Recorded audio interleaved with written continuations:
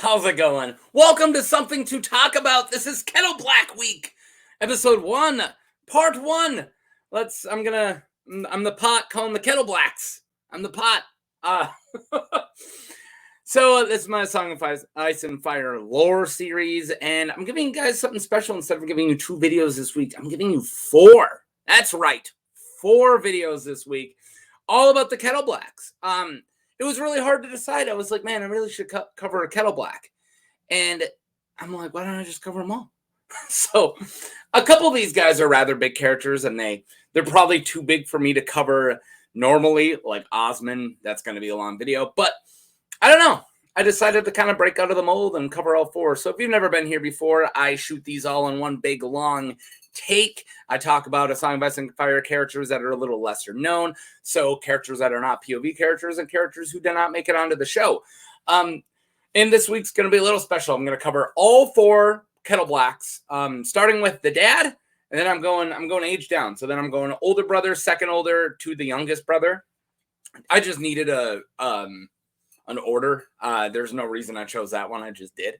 So yeah, let's get into the first one. So this is good old Oswell Kettleblack, the daddy Kettleblack, right? It's his name, Oswell. Yeah, there you go, Oswell Kettleblack. So did I already say I do these all in one big long take, no editing, and I use the cards to kind of keep me on track? But it's mostly just improv and just like me going whoa at you. All right, cool. Click like if you've never been here before. Let's go. So the daddy Kettleblack. Oswell Kettleblack is the head of House Kettleblack, a grizzled man-at-arms in service of Petyr Balish. Whoa. He is the father of Osmond, Oddfried, and Osney. I'm covering them all this week. Oswell is an old man, tall and gangling. He has a wind-burnt face. How does wind burn your face? Crooked teeth, I know how that happens, and huge knuckled hands. So he just got big knuckles? Is that like from punching stuff? A punch of walls when he's mad? What? Oh, your knuckles just big. All right. Oswell has a long white hair and a hooked nose. Get ready for that hooked nose, guys. His sons share the same hooked nose and smile. Oswell is stronger than he looks with a fierce voice. His speech sounds low-born. Well, go figure. Oswell has been in the service of Lord Petyr Balish for a longo time. All right, second slide. I normally talk about their house, and cool, I got to use this one for all 4. People who are watching part 3 are going to be like, man, use the same slide. Yep, same slide. House Kettleblack. House Kettleblack is a normal house from the Crownlands. Members of House Kettleblack tend to be tall with dark hair and hooked noses. The Kettleblacks are known for their unscrupulous behavior. Man, they are just so unscrupulous. During the War of the Five Kings, Sir Osmond, Osney, and Osfrid were sellswords in King's Landing. King Cersei Lannister and her cousin Lancel Lannister find sellswords to replace the House Lannister guards led by Captain Valar, whom Tyrion sent from the capital. Cersei secretly meets with the Kettleblacks to buy her own sellswords. Unbeknownst to Cersei, however, the Kettleblack brothers are already being paid by Tyrion's Captain Bronn. It's even more crazier than that. So I'm going to get this out of the way now. Tyrion shows up in Clash of Kings and decides that he's, Hand. His dad said he's Hand. So he wants to get rid of some of the gold cloaks, or red cloaks.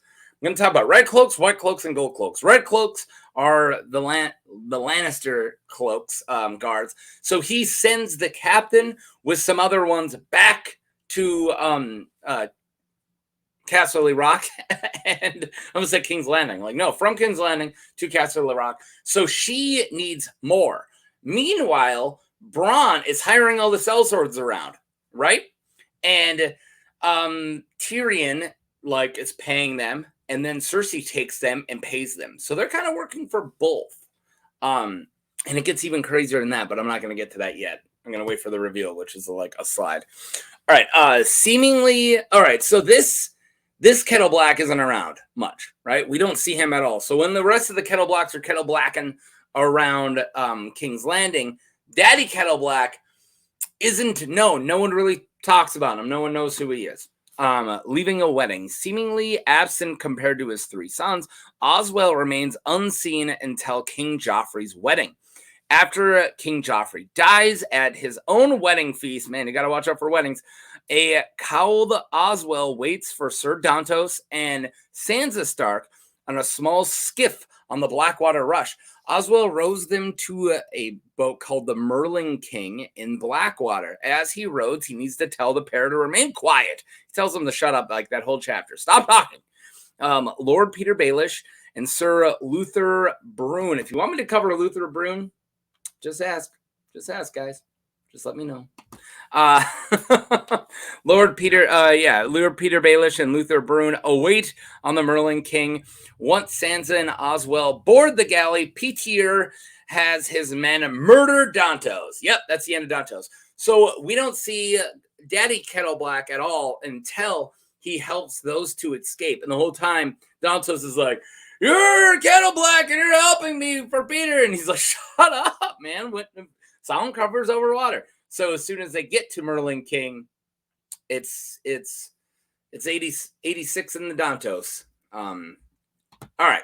So the secret Kettleblack. Merling King sails to the Vale of Arryn, where they arrive at the Fingas.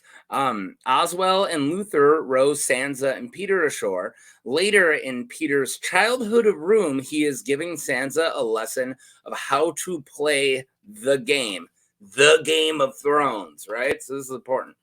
Listen, guys, and how to have a secret dagger behind your enemy's backs. I should have said secret daggers. During the lesson, he has Oswell come into the room to have Sansa look at him. Sansa eventually recognizes Oswell as a Kettleblack because they all have the hook nose and they all have the same look, right? Petyr reveals that when he learned Bronn was seeking hiring sellswords, he advised Oswell to send his sons, Osmond and Osfrid and Osney, to King's Landing. Sir Lancel Lannister hired the brothers to serve Queen Cersei Lannister, while Bronn secretly paid the brothers on behalf of Tyrion Lannister.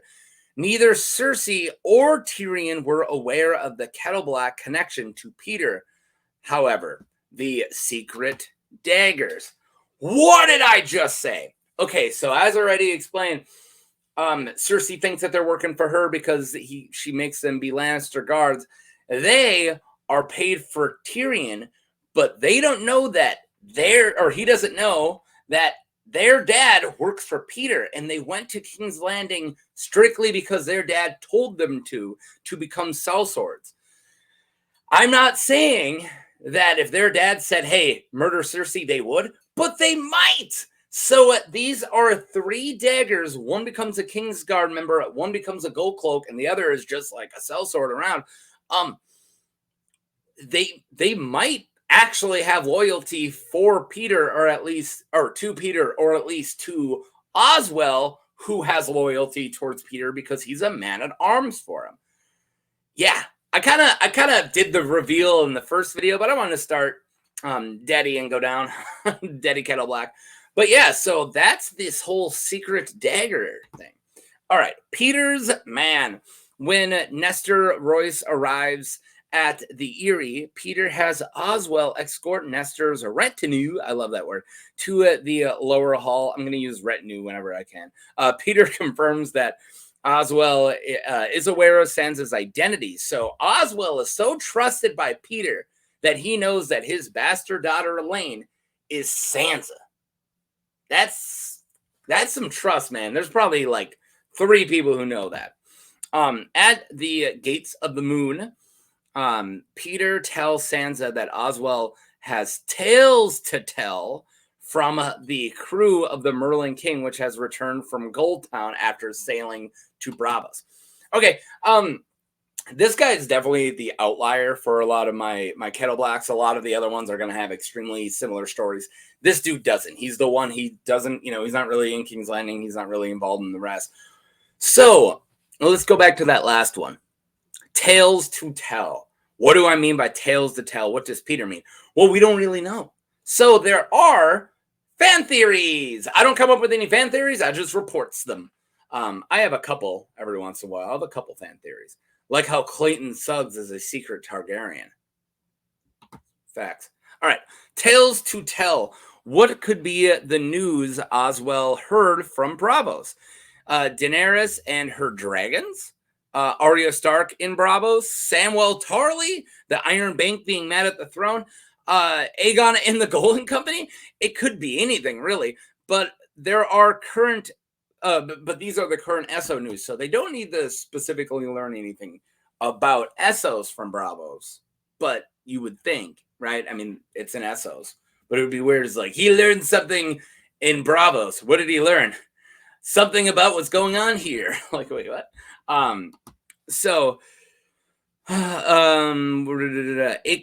If I had to guess, it might be something to do with Arya. I am pretty sure Petyr has used faceless men before, and they know who she is.